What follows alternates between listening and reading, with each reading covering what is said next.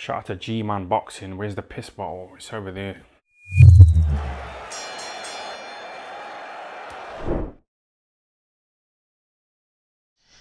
People, I really didn't expect to be even doing a video about this, much less saying what I'm about to say.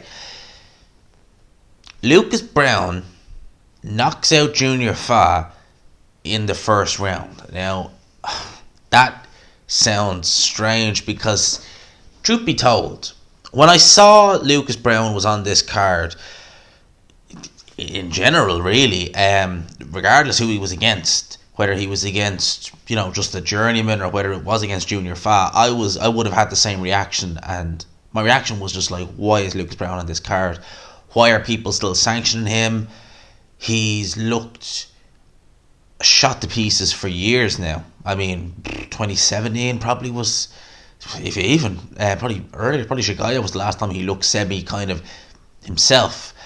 And, I was just thinking, why are they sanctioning this fight? He's fighting Junior Fa, whose only loss prior to this was a 12-rounder against Joe Parker, which was a real stinker, to be fair, but it was a competitive fight. I mean, it wasn't a clear-cut, dominant win for Parker. It was competitive. Now, I thought, okay, look, Junior Fa will go in there. He'll do his thing. He's not really someone who takes the bull by the horn. He would normally kind of, even against guys like Dominic Gunn, against guys like Ray Vargas, or that's not Ray Vargas, Devin Vargas, he went late, and I don't think he stopped either of them, to be honest with you. So I kind of thought, he might go a round or two or a couple of rounds and then just stop Lucas Browne. In this fight, he fought so bizarre. Like, I mean, not much to say. It happened. It was over in a round.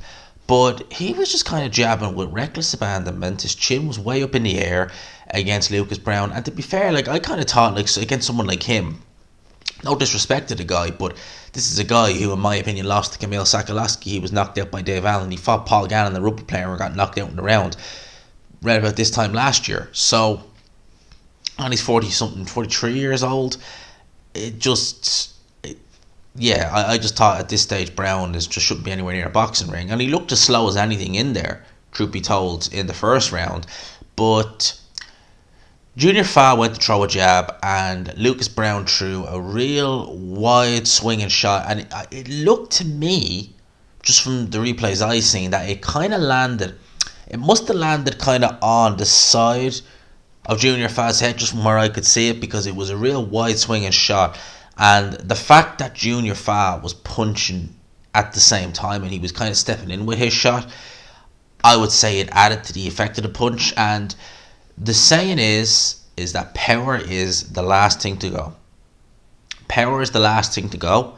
And even in his prime, Lucas Browne, for all his flaws, he had tremendous punching power. Very heavy-handed fighter was Lucas Browne, still is. And when Junior Fa got back up, legs were unsteady, Lucas Browne went in to finish, and finish he did. It was another wide swinging shot, actually, should be told, that actually put Junior Fa down. And, Lucas Browne, at the end of the day, he got the win. See, here's the thing, right? And it's kind of like, I'm happy for him in that sense, because he doesn't seem like a particularly kind of bad person, and, he's had, so apparently, the thing I kind of feel for Lucas Browne is that he's been boxing for however many years, and because he never was with a major promoter, I think when he was fighting in the UK, he was promoted by Ricky Hatton. And Ricky Hatton, when he was promoting fighters, it wasn't anything big or anything like that. So he's never really, and that's one of the reasons why he is still boxing, he's never really made significant money from the sport. So a nice win like this for him at this stage in his career is good, but then I kind of worry and think, oh good lord, who are, he's won this fight, who in God's name are going to put him in there with next? So in that sense it's kind of bad.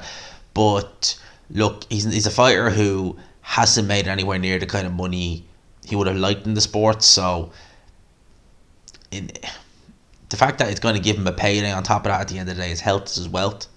So I'd like to see him go out on top. You can always say, I mean, what other Australian heavyweights are there? And he can kind of say, look, Australia, Junior Fa from New Zealand, but it's still a nice win to go out with, in my opinion. And hopefully that's how it does. That's my post-fight thoughts. Cards on right now. I'm going to get everything set up, and we'll go and do a watch-along, half 3. See you there. Peace.